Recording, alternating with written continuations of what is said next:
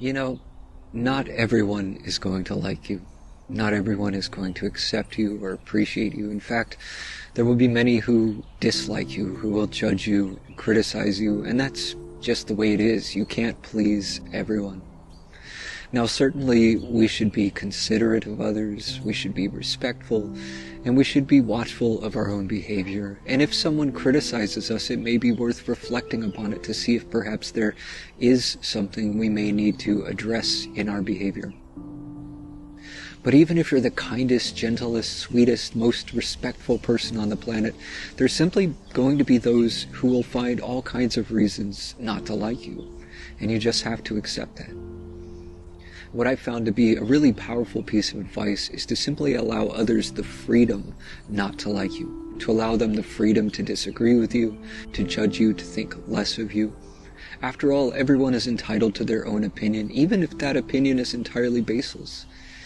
But by allowing them to dislike you, what you're actually doing is recognizing that they don't need your permission. They're going to do it whether you permit them to or not. But what you're actually doing is letting go of the need to control what others think, because you can't control that. If someone doesn't approve of you the way you are, you can perhaps try to change some aspect of yourself in order to win their approval. But chances are they'll just find something else to criticize, because that's just what they do. They just like to criticize. So no matter what you do, they're likely going to find something to criticize. So forget about it. And even if you can win their approval, there's just going to be someone else who doesn't approve. And you'll never please everyone. So just allow others to have their opinions. You don't have to agree with them. You don't have to accept what they say. All you're doing is recognizing that they have the right to think whatever they want to think. All you're doing is respecting that freedom.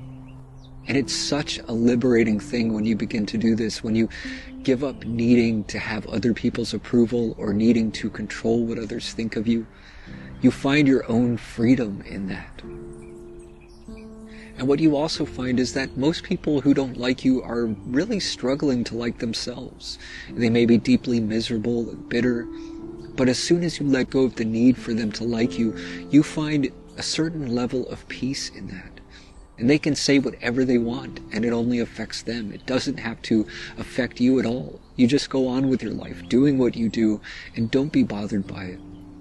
What's important is whether or not you like you, whether or not you accept yourself, whether or not you appreciate yourself. And none of that should depend on what anyone else thinks. You have to see that for yourself. And when you do, you stop caring what other people think, and life is so much more pleasant that way. You become free to do so much more, to do what you feel passionate and inspired to do, to share your gifts, your creativity, your compassion. And anyone who doesn't appreciate that, that's their loss. You let them worry about that.